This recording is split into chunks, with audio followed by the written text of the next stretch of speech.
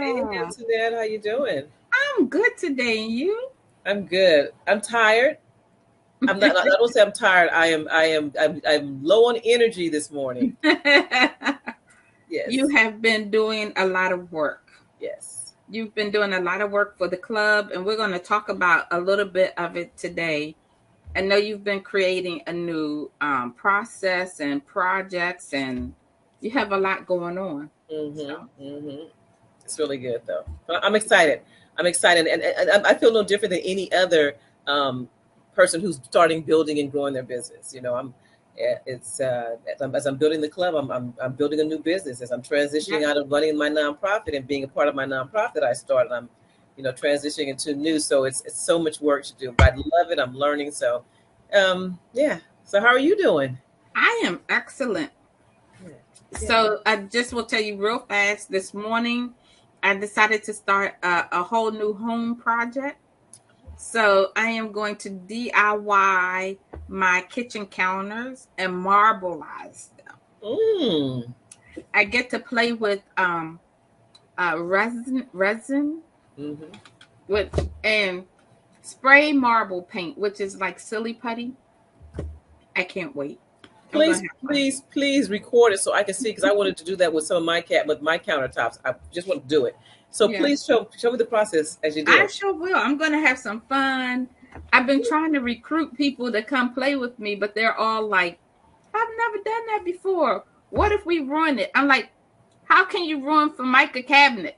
You can't ruin Formica tops, you know. Can't do that. No, you just if you do, you throw them out and get another piece of wood. And That's I'm right. glad you said that because that's some of the things that we don't do as entrepreneurs or business. We don't take as much time to play as we're starting up. We're so busy, we're so focused, and that's all we have on our mind is the time to play, and that we need that balance. But we got to remember to really talk about that balance and that playing. So I'm glad to hear that you're taking time to play, because one of the things that's really been on my mind is I'm working with people and talking with people, and as I'm going back through my history, it's like, okay, so when you start your business or your nonprofit or whatever, it's like, what's your title? What do you do? What's my role? And I love this book, The E Myth. I'm gonna give The E Myth a shout out. I love the book, The E Myth, and Okay, you gotta hold it up one more time. And yeah, there you go. E Myth The revisit. E Myth Revisited by Michael Gerber. It's a Yeah. great book. It's a great book because what it talks about the entrepreneur, the manager, and the technician. Which one are you?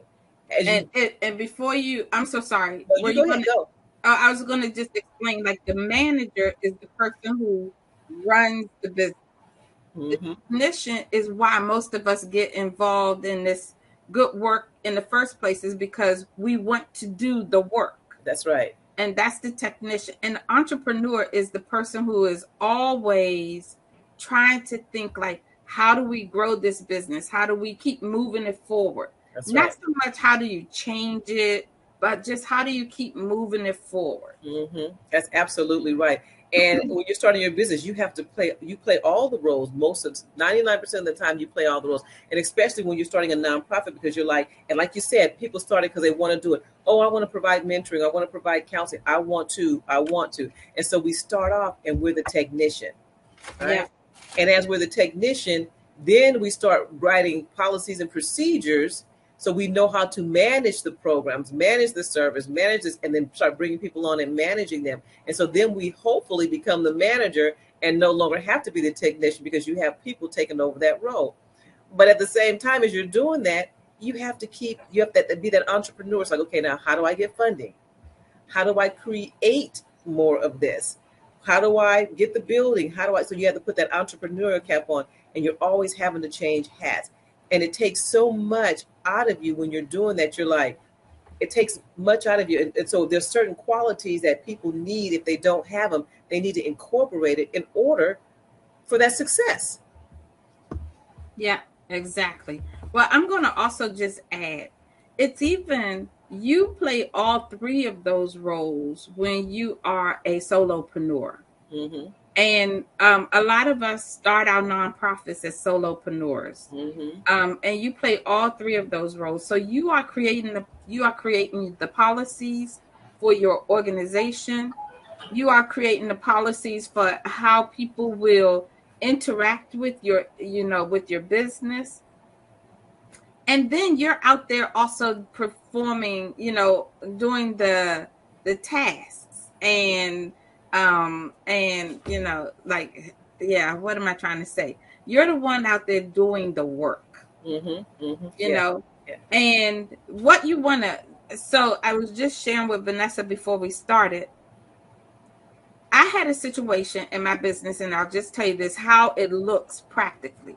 So I had a situation in my business where um, somebody else outside of my business violated my standards. And standards are like the first thing you create when you create a business. I'm only working Monday through Friday, 9 to 10. I'm only working, whatever. And my work schedule will look like this. My vacations will look like this. Those are your standards. Those are the things you put around your business to say, this is what's going to help me do my business. Well, someone came in and violated my standards. And so as the technician, I was taken back. Like, what do I do? But quickly, the business manager hat went on, and it was like, you don't stand for it. And so the business manager had to step in and had to say, I'm sorry, sir, ma'am, whatever, like, I'm sorry, but I'm not going to allow my technician to work under these conditions. So you'll have to find someone else to do the work. And that was it. And so, yeah.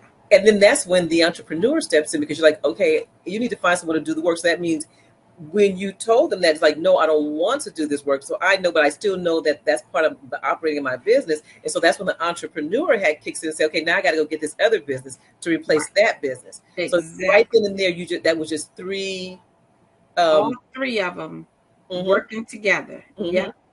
Yes. And how do you do that and keep yourself balanced? And we don't really, how do you? And if any of you are out there that are doing this and you can keep yourself balanced, how do you keep yourself balanced when you're doing this? Because that is really important, because you don't want to get burnout. You don't want to quit, because like she said, the technician was doing it and enjoying doing the work. And then somebody came and did something, and the manager's like, no, and what do you do in those situations? So as you're building your nonprofit, think about the roles that you're going to have to play.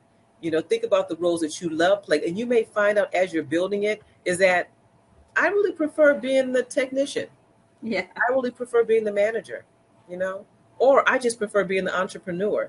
And you really will be able to determine where you fit at it. And then you're going to really have to make some really decisions of what are you going to do with your business? How are you going to operate your nonprofit if you decide, I just really want to just be the technician? And that's okay, right? I really just want to be the manager. I don't want to go out and do fundraising, grant writing, smoozing, doing events. I don't want to do any of that stuff. I don't want to do capital campaigns. I don't want to do building campaigns. And you may realize, what, maybe I need to do something different. So anyway. Yeah. Well, I want to just add to that too. You may need to do something different. There's no harm in looking at being an employee. Because sometimes, being an entrepreneur and a solopreneur and running a nonprofit, it's hard work. And we've said that to you. We say that to you all the time. But it is hard work. And we're about to, like economy, the sun is coming out and it's summertime now. We're hitting that time of the year. And, people want to be out more than they want to be running a business or working. So you may even find business will slow up. But this is where you just kind of have to hang in. So. Yes. And so I think next week we're going to be talking about, do you have what it takes?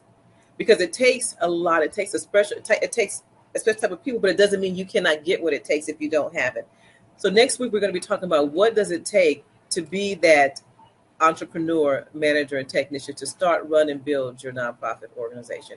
But we're going to start at the lower level versus just jumping in and doing it. Okay.